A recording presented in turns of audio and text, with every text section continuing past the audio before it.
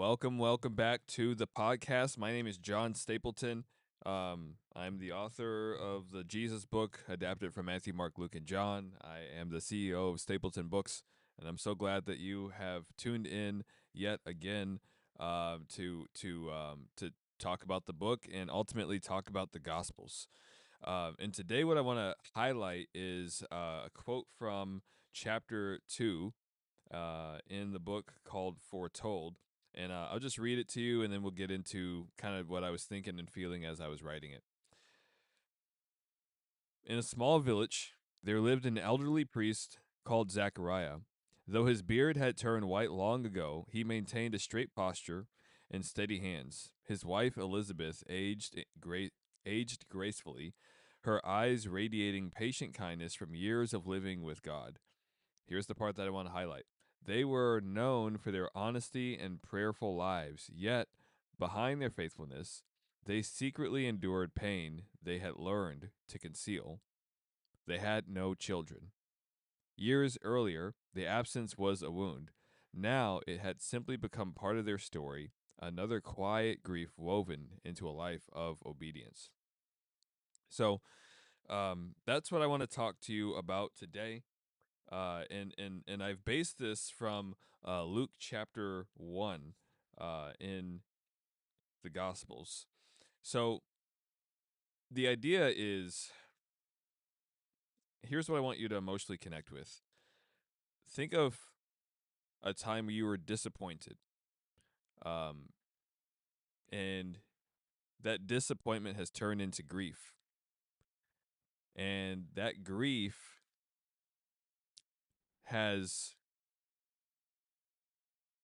turned into bitterness or resentment or hopelessness.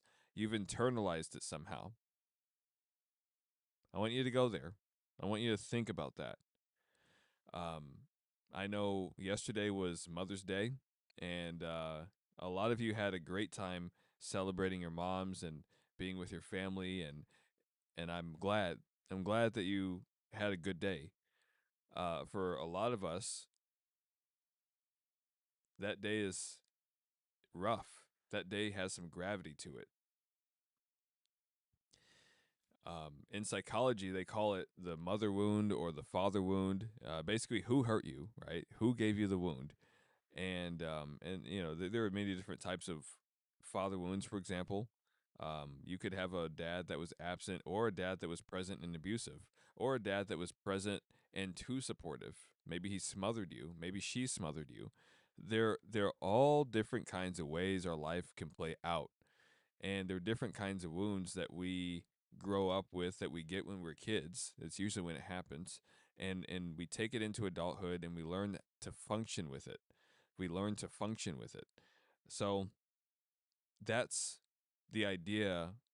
That's the idea behind Zechariah and Elizabeth, and that's where I was going when I wrote that in the book.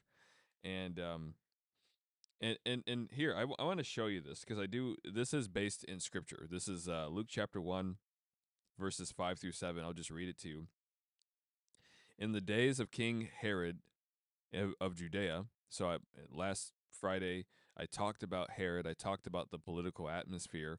This is the next part. In the days of King Herod of Judea, there was a priest of Abijah's division named Zechariah. His wife was from the daughters of Aaron, and her name was Elizabeth. Both were righteous in God's sight, living without blame according to all the commands and requirements of the Lord. Just imagine how many people can actually say that. I've kept up as much as I know. Uh, I've obeyed all the laws of God. As far as I know, I've obeyed all of them. That's a very clean conscience. Verse 7. But they had no children because Elizabeth could not conceive, and both of them were well along in years. So, to explain this for a moment, to be to be childless was bad in Bible times. It means that God did not like you. God did not favor you. God was not kind to you. To be childless in that society carried social mores of just wow, that person is so unfortunate. Think, that's the idea. That's the idea. And so Zechariah and Elizabeth, they're waiting for a child. They're trying to have a child. They keep trying. They keep trying. They're married for a long time, and then they become senior citizens, and it still hasn't happened. And much like Abraham and Sarai in the Old Testament, you can just kind of give up hope and say, I'm too old for this. I'm too old. And, I don't know if this is a word for anybody today, but you are never too old to start over. You are never too old to answer the call. You are never too old to live into what God has has for you. In fact, sometimes it takes a lifetime of preparation for the work that God has for us. I often think of Moses. Moses' life could be divided into thirds. For one third, he grew up as the son of Pharaoh. He thought he was somebody, but he wasn't really the son of Pharaoh. He was a Hebrew, and and and he stayed with his colonizers until he realized until he saw an Egyptian beating a slave, and he says this is not right, and then he shoves the Egyptian in the sand. He kills the Egyptian. He half buries him in the sand, and then he leaves. And he's like, I can't go back. I can't go back to the palace. This is the line of no return. And then for the next 40 years, he's in the desert of, I believe, Midian, tending sheep. Just imagine talking to nobody for 40 years, but animals, but farm animals, but sheep. Those aren't necessarily the most well-adjusted people, but this is where God has him, and it's a refining. It's a refining time in Moses' life as God is reshaping his identity and reforming his mind and reminding him day after day, year after year, that he's actually not an Egyptian. That has to be chiseled away from him. And then when Moses is 80 years old, that's when Moses is walking around. He happens upon a cave. He looks inside the cave. He sees a bush on fire but not consumed. He goes, talks to the bush, and God from the bush says, "Let my people go. I'm sending you back to Pharaoh, so that you will be my mouthpiece and you'll perform great signs in the presence of Pharaoh." Um, this is the idea.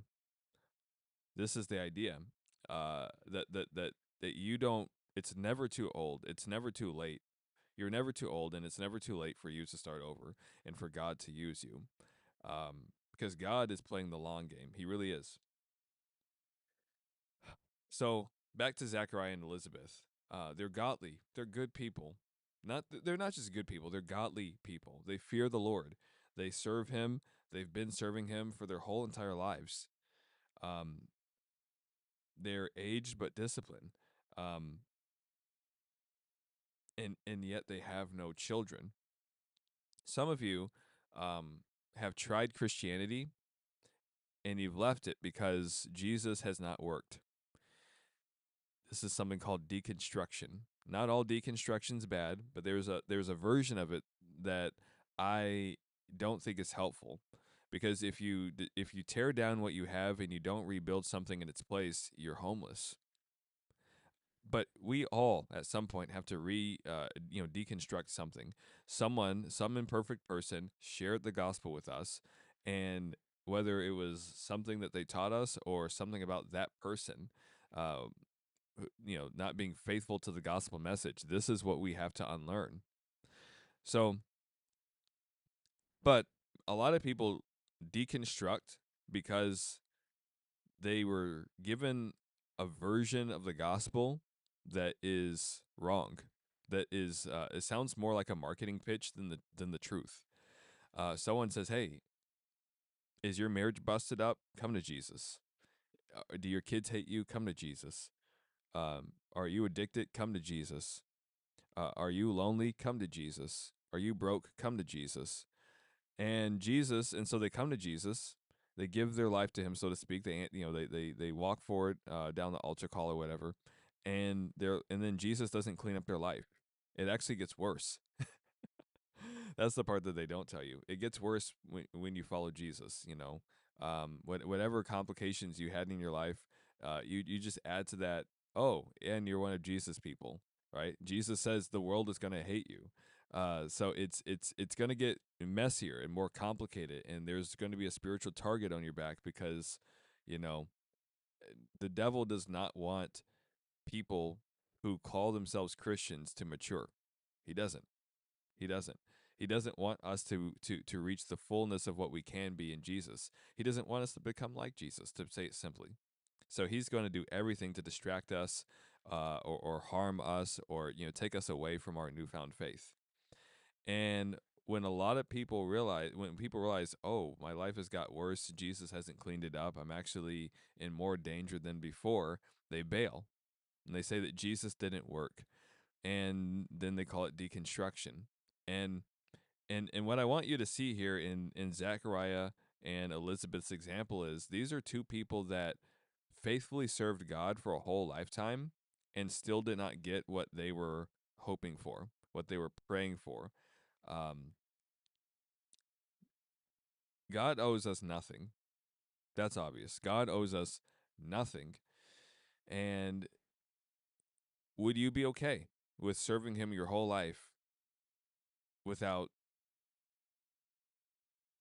your questions being answered, or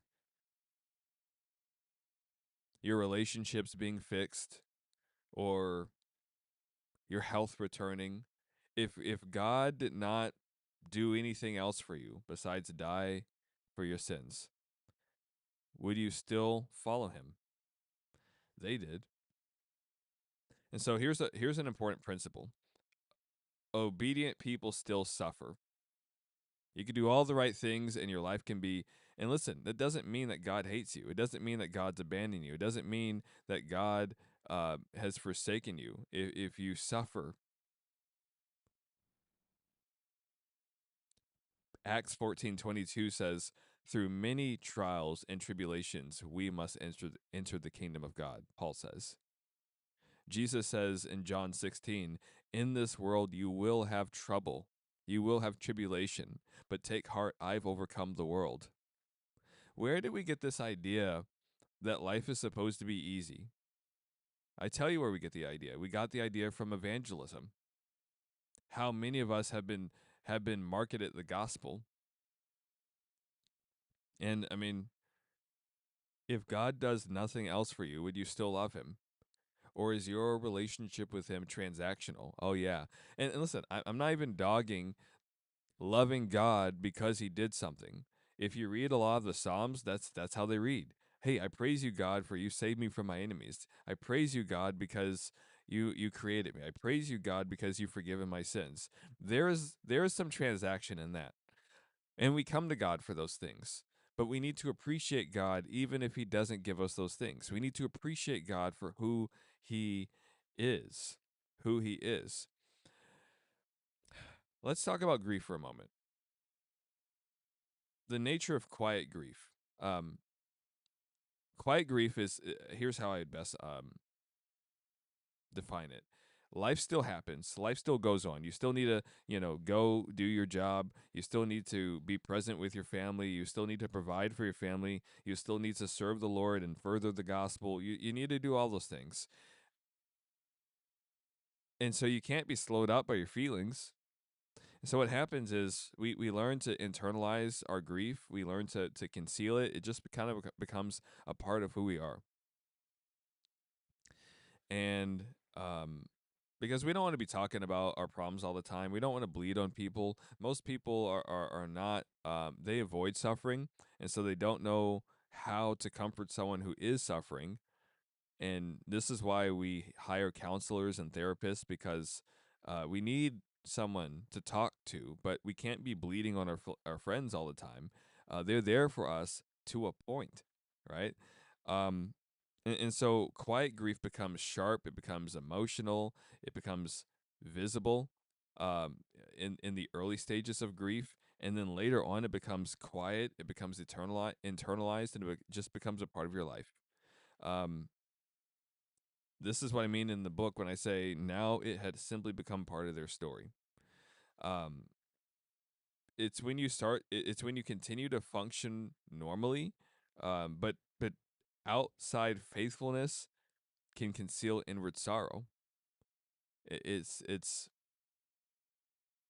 it's it's that.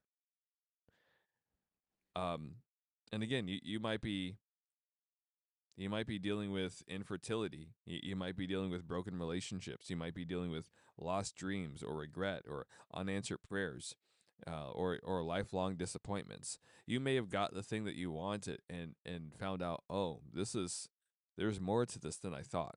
Right? It could be a whole number of things. This is why I appreciate the book of James, because it starts off by talking about trials. And he says, "Count it all joy, my brothers and sisters, when you encounter trials of many various kinds." I love that he put various kinds. That could be anything from a toothache to a divorce. Anything that we could go through in this life is a trial meant to strengthen our faith. The devil uses it to destroy us, but Jesus uses it to strengthen us. I remember there was a scene, I love this, at the Last Supper. Um, Jesus just told the disciples that, someone's going to betray him, and Peter is going to deny him, and they're like, we're not going to betray you, we're not going to deny you. And Jesus turns to Peter and calls him Simon.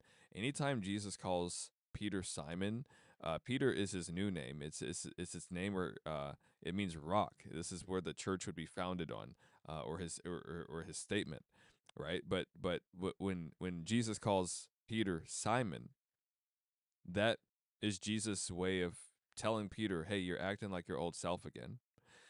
And so he says, "Hey, Simon, Simon, behold, Satan has demanded to sift you like wheat. He wants to shake you up. He wants to turn your world upside down. But I've prayed for you, Simon, that your faith may not fail. And when you have returned, strengthen your brothers."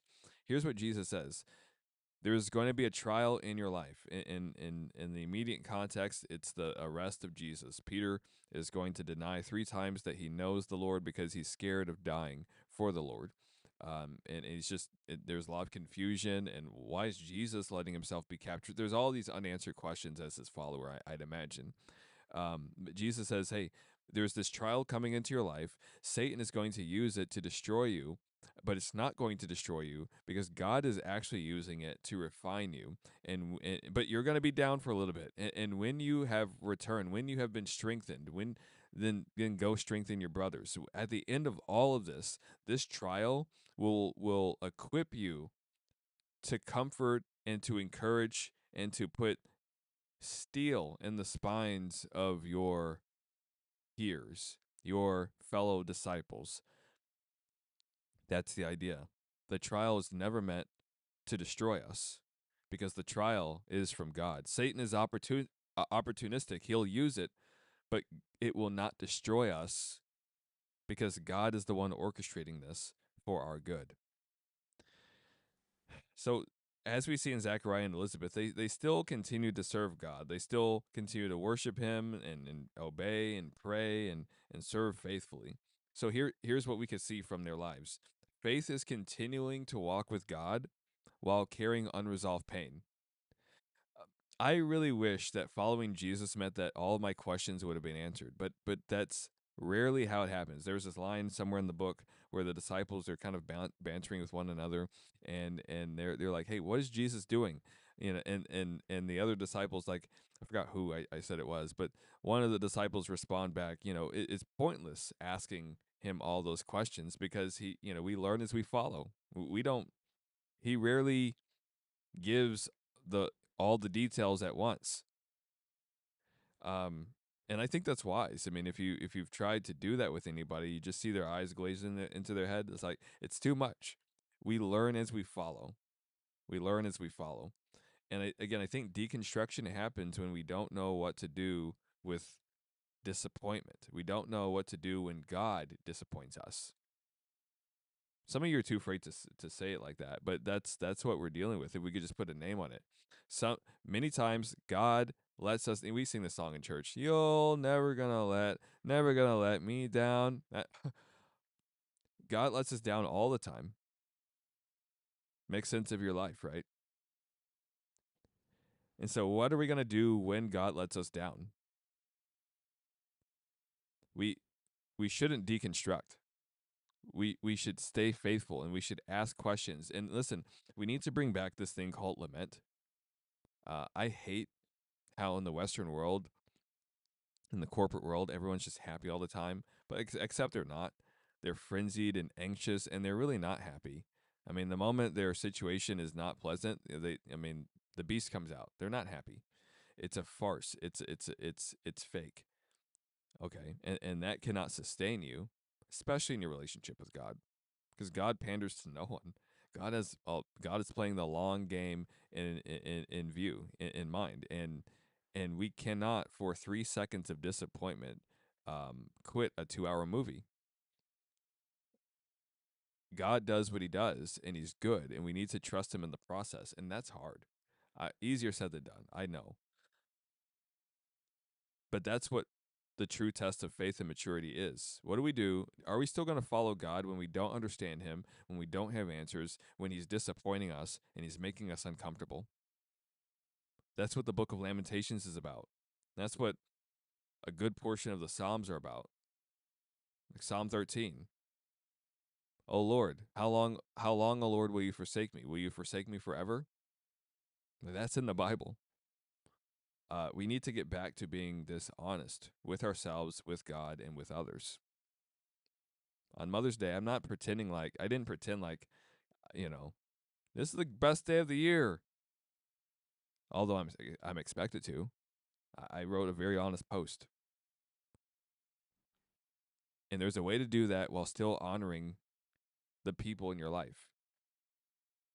Like I said, I'm not trying to bleed on people. Um and so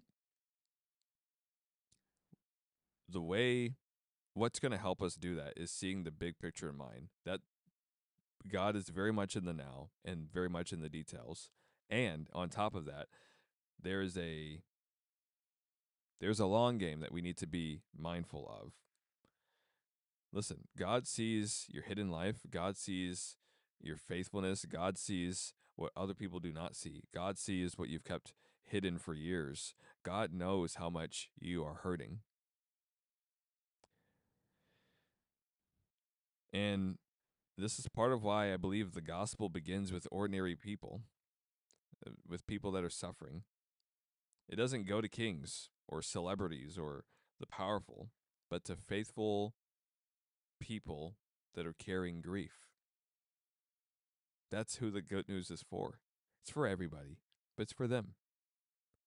And so my encouragement is that God sees hidden obedience and he remembers unanswered prayers. He remembers the long prayers. He hasn't forgot your suffering. He hasn't forgot your suffering. So I think that's a good place to leave it. I don't really have anything deep or insightful. I didn't. I normally want to teach, but today was just a day where I wanted to just kind of put on. I won't say the pastor hat because I'm not a pastor, but I just wanted to sit with you as a friend, as a fellow Christian, and just encourage you. Um, you're not alone. We all suffer. Your suffering is not wasted. In fact, God uses our suffering and He redeems it and He weaponizes it against the enemy. I could talk about that for a long time another day, but I'm just going to leave that here. In case you haven't, I'd be remiss to end the episode, any episode, without plugging the book. Um, Jesus, adapted from Matthew, Mark, Luke, and John. You can find this on my website, stapletonbooks.com. It is live, and I'm almost done with the audiobook. I'm hoping that will be out sometime later this week. But you can't rush quality, right? So I'm just editing the last chapters and doing the final mixes. And yeah, thanks for all your support. I love you guys, and I'll see you in the next one. God bless.